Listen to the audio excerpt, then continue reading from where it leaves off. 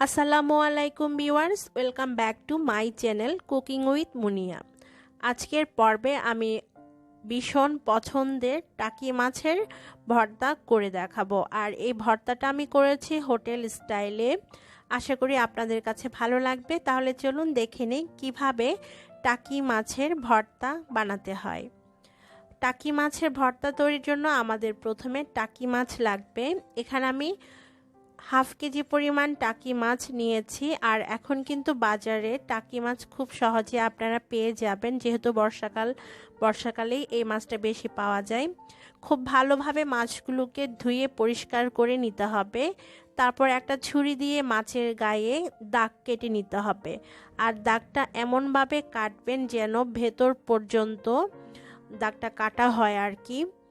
তো এভাবে সবগুলো মাছের গায়ে দাগ কেটে নিচ্ছি আমি। আর ভেতর পর্যন্ত দাগটা কেটে নিলে যেটা হবে, মশলাটা ভালোভাবে মাছের ভেতরে ঢুকবে। এবার আমি হাফ চা চামচ পরিমাণ লবণ দিয়ে দিলাম এবং দিয়ে দিচ্ছি আমার স্বাদ অনুযায়ী হাফ চা চামচেরও কম লাল মরিচের গুঁড়া। এটা আপনারা নিজেদের স্বাদ বুঝে দিবেন। সেই সাথে হলুদের গুঁড়া দিয়ে দিচ্ছি হাফ চা চামচ। এখন সব কিছু ভালোভাবে মাছের গায়ে মেখে নিতে হবে। খুব ভালোভাবে মশলাগুলো মাছের গায়ে মাখাবেন যেন প্রতিটা মাছের মধ্যে মশলাটা লাগে আর কি। আর যে দাগগুলো আমরা কেটেছি সেই দাগগুলোর ভেতরেও মশলাটা ঢুকানোর চেষ্টা করতে হবে। এতে করে মাছটা খুব ভালোভাবে ভাজা হবে। তো মাছগুলোকে মশলা মাখিয়ে নেওয়ার পর চুলায় আমি 2 টেবিল চামচ পরিমাণ সরিষার তেল দিয়ে দিয়েছি একটা প্যানে। চুলার আঁচটা মিডিয়ামে রেখে এখন মাছগুলোকে ভেজে নিতে হবে। আর এক এক পাশে আমি মাছগুলোকে 3 থেকে 4 মিনিট করে ভাজবো। মাছগুলোকে পুরোপুরি ভেজে নিতে হবে আমাদের, কোনো কাঁচা ভাব যেন না থাকে সেটা অবশ্যই খেয়াল রাখতে হবে। তো মাছগুলো ভালোভাবে আমি ভেজে নিব। এখন চুলার আঁচ মিডিয়ামে রেখে এক পাশে যখন ভাজা হয়ে যাবে তখন অন্য পাশে উল্টে দিতে হবে এবং সেমভাবে ভেজে নিতে হবে।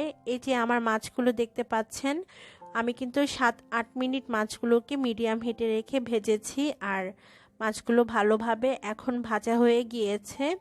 এবারে চুলাটা বন্ধ করে দিব। তারপর মাছগুলোকে ঠান্ডা করে নিতে হবে। যখন ঠান্ডা হয়ে যাবে তখন মাছের কাঁটাগুলো বেছে ফেলে দিতে হবে। তো মাছের কাঁটা বেছে নেওয়া হয়ে গিয়েছে। এখন চুলায় চলে আসলাম আবারও 2 টেবিল চামচ আমি সরিষার তেল চুলায় দিয়ে দিয়েছি। এর মধ্যে দিতে হবে হাফ কাপ পরিমাণ পেঁয়াজ কুচি আর নিজের স্বাদ অনুযায়ী 4-5টা শুকনা মরিচ। আমি এখানে আমার স্বাদ অনুযায়ী ঝালটা দিচ্ছি, আপনারা নিজেদের স্বাদ বুঝে মরিচটা দিবেন। খুব ভালোভাবে নেড়েচেড়ে পেঁয়াজটাকে ভেজে নিতে হবে। এ পর্যায়ে আমি 1 টেবিল চামচ রসুন কুচি দিয়ে দিলাম। এখন পেঁয়াজটাকে নরম করে ভেজে নিব। গোল্ডেন ব্রাউন কালার করার দরকার নাই, জাস্ট নরম হয়ে আসলেই হবে। তো পেঁয়াজটা ভাজা হয়ে গিয়েছে আর আমি মাছের কাঁটাও বেছে নিয়েছি। এখন চলুন ভর্তাটা তৈরি করা শুরু করি। এই যে আমাদের মাছের কাঁটা বাছার পর এতটুকু পরিমাণ হয়েছে আর কি। এখন পেঁয়াজ আর মরিচটা মাছের মধ্যে দিয়ে দিতে হবে এবং মরিচের যে বোটাটা আছে সেটাকে ফেলে দিতে হবে।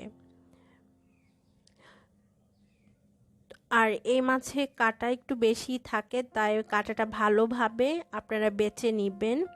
বেছে নিলে যেটা হবে, খাওয়ার সময় কাঁটাটা আর মুখের মধ্যে পড়বে না আর কি। 2 টেবিল চামচ আমি দিয়ে দিলাম ধনে পাতা কুচি। এবারে যেটা করব, একটা ব্লেন্ডারের জারে আমি এই মশলা মাখানো মাছ এবং ধনে পাতা পেঁয়াজ সব কিছু নিয়ে নিব।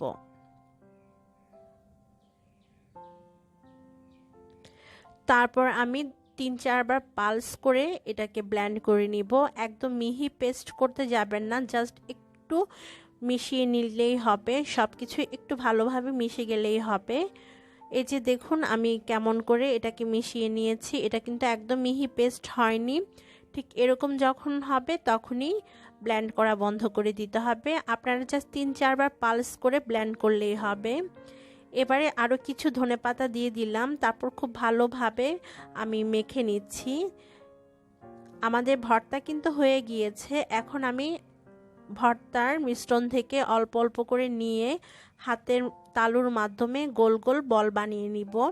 এটা টোটালি অপশনাল, তবে যেহেতু হোটেল স্টাইলের ভর্তা করছি আর হোটেলে কিন্তু ভর্তাগুলো এরকম গোল গোল করে সার্ভ করা হয়, সেজন্য আমি আপনাদেরকে এরকম গোল গোল করে সার্ভ করে দেখালাম।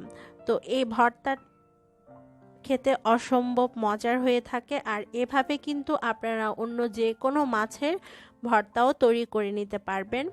তো আজকের পর্বে আমি আপনাদেরকে ভীষণ মজাদার টাকি মাছের ভর্তা করে দেখালাম। এখন আমি গরম ভাতের সাথে এই ভর্তাটা খাবো। আর আপনারা খেয়ে দেখতে পারেন বাসায় তৈরি করে, আর কি কেমন হলো সেটা আমাকে কমেন্ট করে জানাতে পারেন। আজকের